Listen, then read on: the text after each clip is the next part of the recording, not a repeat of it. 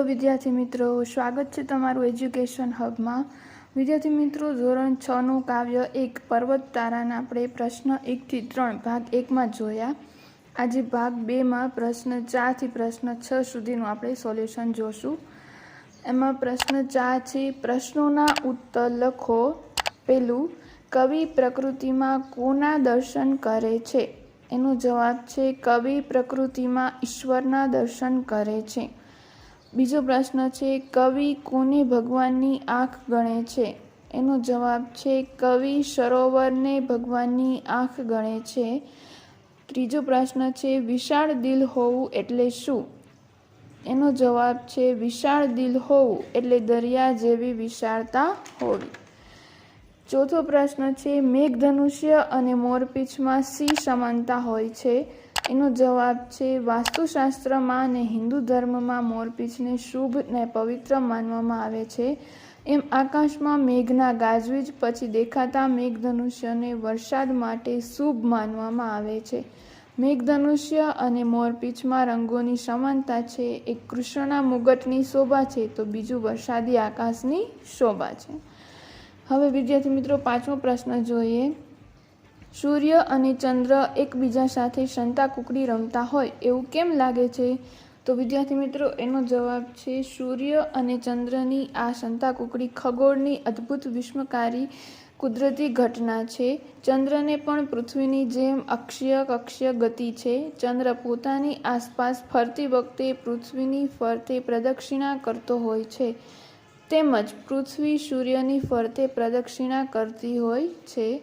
તેથી ચંદ્ર સૂર્યની ફરતે સ્વતંત્ર રીતે ફરતો ન હોવા છતાં તે પણ સૂર્યની ફરતે પરોક્ષ રીતે પ્રદક્ષિણા કરે છે। એ રીતે સૂર્ય, ચંદ્ર ને પૃથ્વીની ગતિને સ્થિતિને કારણે અમાસ ને પૂર્ણિમા સર્જાય છે।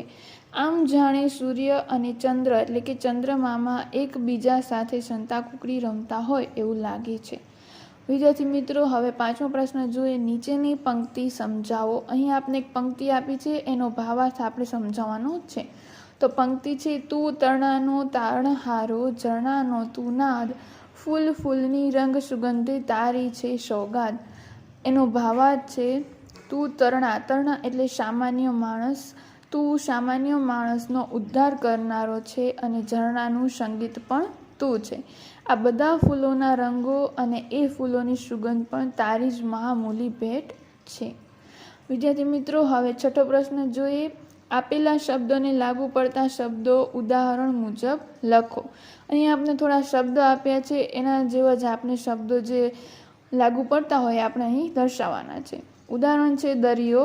તો દરિયામાં આપણે શું શું જોવા મળે? તો પાણી, હોડી, મોજા, મીઠું, માછલી, દીવાદંડી ને શંખ। એમાં પેલું આપ્યું છે વૃક્ષ। તો વૃક્ષ ઉપર આપણે જે વસ્તુ જોવા મળતી હોય એ અહીં આપણે દર્શાવવાની છે।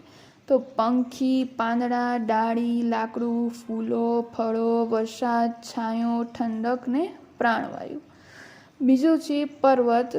તો પર્વત પર આપણે શું જોવા મળે વિદ્યાર્થી મિત્રો? તો વૃક્ષ, પથ્થર, માટી, પક્ષીઓ, પ્રાણીઓ, જીવજંતુઓ। ત્રીજું છે આકાશ। આકાશમાં આપણે શું જોવા મળે વિદ્યાર્થી મિત્રો? તો વાદળ, સૂર્ય, ચંદ્ર, તારા, મેઘધનુષ્ય। ચોથું છે નદી, પાણી, માછલી, હોડી ને છીપલા। તો વિદ્યાર્થી મિત્રો, અહીં આપણે આ ભાગમાં પ્રશ્ન 4 થી 6 જોયા। હવે આગળના પ્રશ્નો જોવા માટે ભાગ 3 આવશે, એ જાણવા માટે મારી ચેનલને સબસ્ક્રાઈબ કરો, પસંદ આવે તો લાઈક કરો અને શેર કરો। Thank you.